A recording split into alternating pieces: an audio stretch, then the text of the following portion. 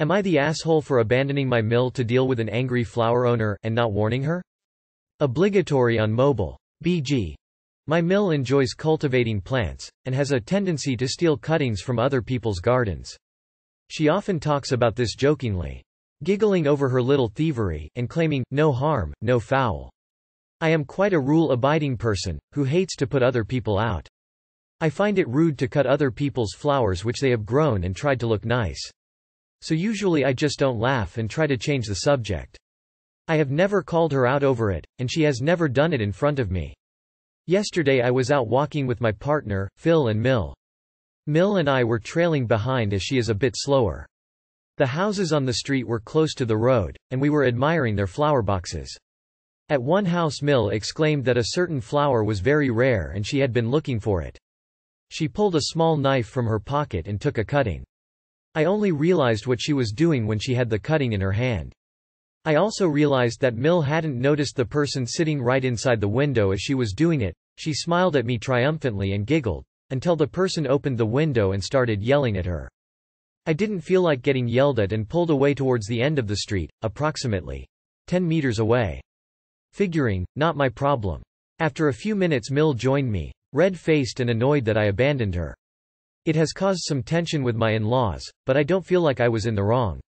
I didn't cut anything, and I kinda feel she had it coming. Am I the asshole? Edit. Wow, this blew up. Thank you for all the replies. I have learned so much about gardening that I never knew. Maybe my black thumbs should try again. I appreciate the fact that I should have brought it up with her sooner. But I was caught off guard in the moment. My partner and Phil were a few blocks away when it happened, so they were not involved. She has calmed down now, and is her usually smiling self. For the sake of the relationship I think I will just let this one go. I doubt she will do it again in my presence at least.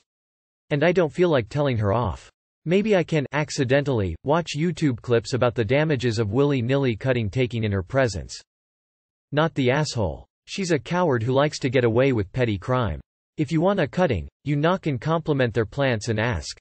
Most folks say, yes, and then you have a new friend to talk to about plants. Thieves never make friends. Not the asshole. She was well overdue for a scolding, and there was no reason for you to hang about and appear to support her. You probably should have made your disapproval explicit before this, but meh. She's a grown-ass woman who should have known better. Am I the asshole for firing an employee for driving his personal vehicle to job sites? I own and operate my own contracting company. I've been in business for almost a decade now and have almost 50 people working for me. I usually ask that my workers drive to the office in the morning and take company vans or trucks to job sites. But I understand that isn't always the easiest option for people, so I do allow them to drive personal vehicles to job sites if they need to. However, there has been one guy, Steve, who I have gotten a few complaints about from customers. Steve drives a big, lifted, customized truck. It's a nice truck and I know he takes a lot of pride in it. But, the thing is covered in political stickers. Now, if you work for me I don't care what your political views are as long as you're good at your job. And Steve has been with me for about 5 years now and he's good at what he does. He's knowledgeable and efficient and overall has been a quality employee. But, Steve has been driving his truck to job sites pretty regularly because his kids are in daycare and it's easier for him to drop them off in the morning and then go directly to a job rather than to the office. We've talked about this and I approved it to make it easier for him. Normally this wouldn't be an issue for me. But the last 3 customers that Steve was working with complained to me that he was parking his truck in front of their houses and they weren't comfortable with the political messaging on his truck. The last one even took pictures of his truck and posted it to social media and tagged my company on it. I had a talk with Steve about driving his truck to jobs and told him that he's going to need to come to the office in the morning and take a company vehicle.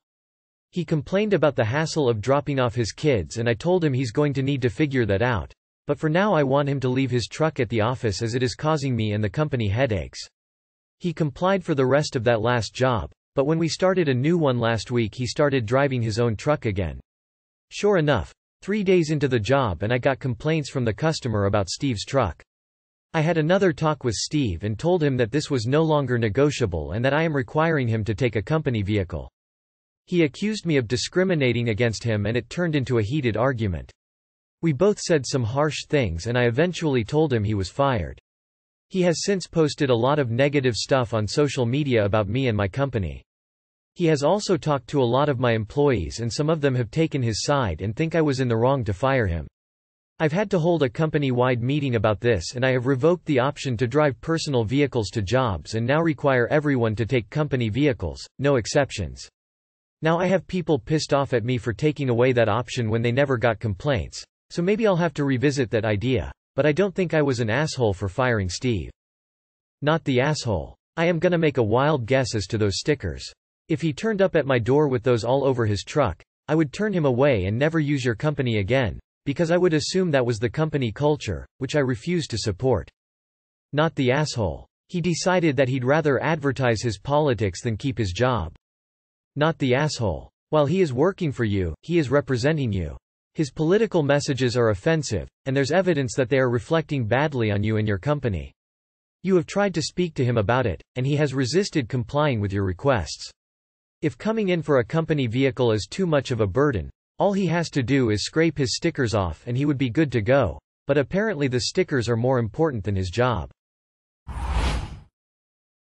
Am I the asshole for asking my boyfriend to get more medication, after he took mine?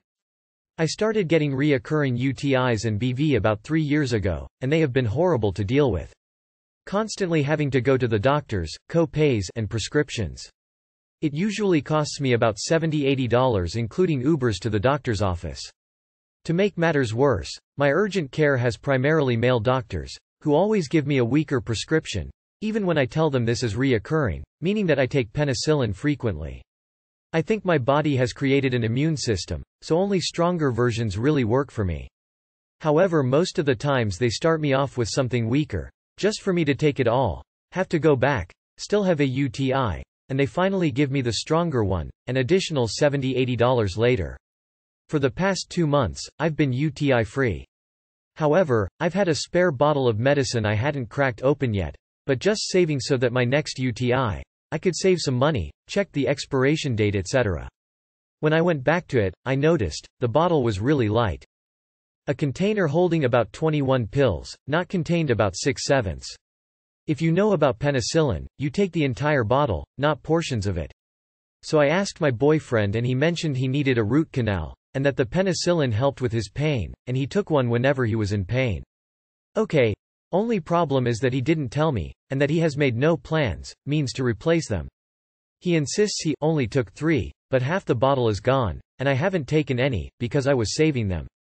When I woke up this morning to that familiar painful burn of my morning pee, I asked him how he was going to replace my now needed medication, and he seemed really short, explaining that he didn't have the money, got out of bed, while mumbling kind of angrily and got into the shower.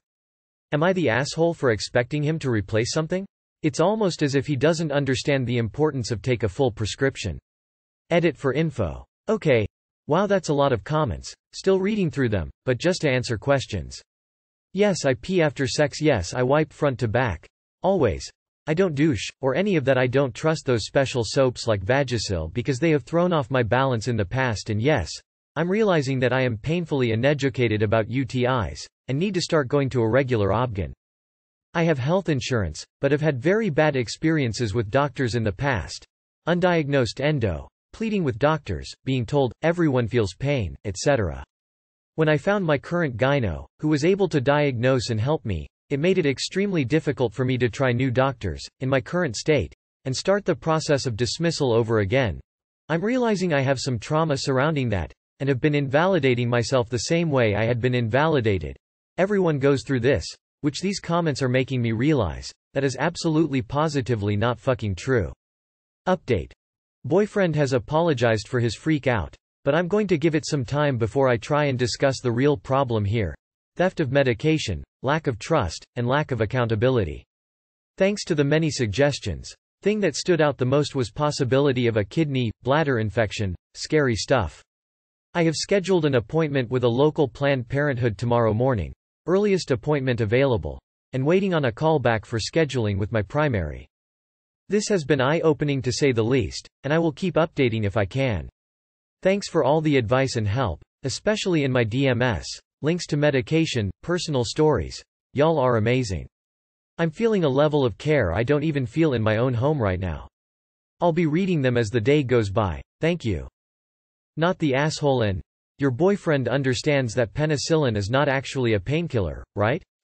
And if it's helping at all, he has an infection in that tooth that just keeps coming back and he's running the risk of ending up with a resistant infection? Not the asshole. But have you gone to a primary care doctor to find out why you are getting UTIs so frequently? It isn't healthy to constantly be taking antibiotics because you will build a tolerance and they will no longer work. Also, they destroy good bacteria in your stomach needed for digestion over time. Am I the asshole for refusing to look after my little brother for a week? So I, 19F, have two brothers, 17 and 5 years old. Ever since the youngest was born, I have been expected to look after him quite a lot. I usually don't mind, but I do feel like a free nanny sometimes. My parents make it seem like he is my responsibility. My mom often yells that no one helps her with James, my 5-year-old brother, and first should take care of him more. My father is away a lot because of his work, sometimes even weeks. This September I am starting uni. I have my own apartment that I will move into this weekend. You should note that my parents have said to me multiple times these past few years that they can't wait until I move out because I am so lazy in their opinion and never help out. So next week is orientation week for my uni. The uni is in my hometown, so I am not moving far, just getting my own place. The orientation week is super important for getting to know the people you will spend the next few years with. It is also important to attend because all the important info will be given during this week. My schedule is quite packed for the whole week. Days start at 10 a.m. and continue till late night. The problem is that both my parents have important work stuff next week as well. My mom is flying abroad for work and dad is away the whole week as well. My parents said to me that they expect me to take James to and from daycare and spend the evenings with him, feed and bathe him and put him to bed. I told them that this won't be possible because of my uni schedule, but I can take him to daycare and depending on schedule help out. I reminded them that my 17-year-old brother is also capable of helping out, since he is still living with them and doesn't have such a packed schedule that week and has more time to help out. My parents said that this won't be possible since my brother has to focus on his high school studies and is too young. Note that I would take care of James for whole weekends since 14-yo. I don't want to be difficult, but what my parents are asking from me is too much. They got really angry at me when I explained the situation and told me that I shouldn't ask them for help ever again because they will not give me any. They are not offering me any money either for taking care of a 5-yo for an entire week whilst pushing all my important things aside. I know for a fact that they sometimes give my other brother money for helping out but never offer it to me. I feel like they are in the wrong here, but I might not see things that clearly. So, am I the asshole? Not the asshole. This is favoritism at best and misogyny at worst. Tell them with certainty that you aren't doing this and then move out. Not the asshole. Either they make your brother babysit or hire a babysitter. They know the word no is an answer. They know university is not high school and tougher. They get upset? Let them. They chose to have a 5-year-old, it's their responsibility to raise their child. Honestly, it seems you're the scapegoat for being female from what I've noticed. Not the asshole. They have stuff planned that week, you have stuff planned that week. Their stuff doesn't take priority over yours. They made the child, not you. They have to find a way to make it work.